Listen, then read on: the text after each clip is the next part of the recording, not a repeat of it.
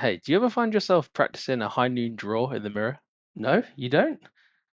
Yeah, sure, me neither. But in the off chance that you do, I'm making a game you'll hopefully love. But before I share any more on that, I'd like to go back to the start of my game dev journey and give you a quick recap on how it's gone so far. You see, this isn't my first rodeo. I actually made a game last year called Car Club Tower. The way I was marketing this game is that it was overcooked, but for building cars in a nightclub. It probably helps if I explain that I'm absolutely obsessed with motorsport. And the thinking was, if I make a game themed around cars, which is something I'm passionate about, then the chances of me finishing that game are much greater. And it worked. I finished the game and I got it published on itch. At the time, I actually wanted to put this game on Steam, but in hindsight and how much I cringed looking back at the footage, I'm really glad I didn't. I'm fortunate enough to have some great friends who actually purchased the game for full price, with a couple of them even tipping me extra money on itch, which was really heartwarming. But as you can see from this footage, the game is nothing special. In fact, dare I say, it's pretty rubbish. But I'm trying to see that as a good thing, because everyone says that your first game is almost meant to be a failure. So, I took the learnings from this game and made a start on another one with two objectives. One, improve the quality massively, and two, publish it on Steam. I decided once again to try and base this game around cars, with the hope that it being tied to my passion would fuel me to finish the game again. Around the same time of me getting the idea for this game, games where you detect anomalies in some sort of continuous loop were becoming quite popular. I settled on the idea of basing a game on some sort of car manufacturing production line, with the idea that you would detect anomalies in the car builds, and then this tied in nicely with some sort of overarching story whereby some sort of local cartel could be trying to smuggle drugs or weapons through the production line. This would add like a second layer to the game was my thinking. This would give the player decisions to make. They could be good and try and stop the contraband coming through, or they could take bribes, a bit like in Papers, Please.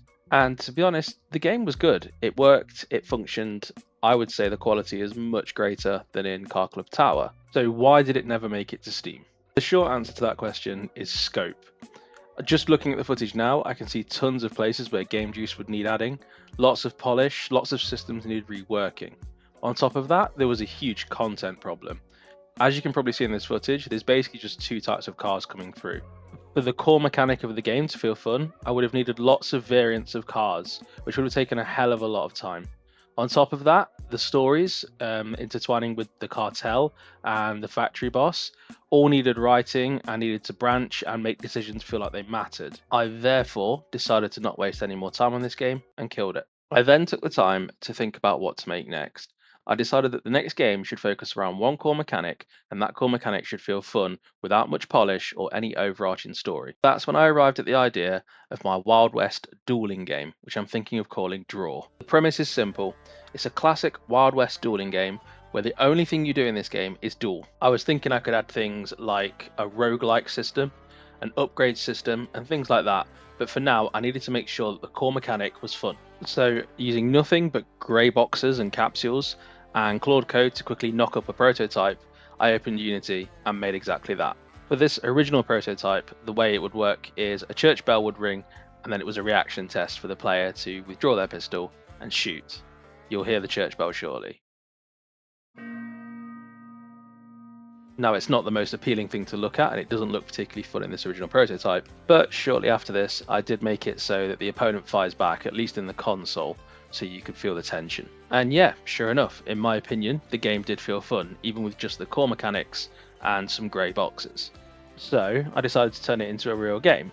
I started off by adding some visuals. This is just a simple opponent, a simple animation of them hovering near their revolver with their hand, and then some sort of player controller, which for now just consists of the player's hand holding a revolver, as well as some kind of blood effect for when you take damage. I decided to differ from the prototype as well, and make it so that you draw for your gun when the opponent touches theirs, rather than an audio cue. As you can see, and I'm hoping you agree, it looks much better now there's some actual visuals in the game.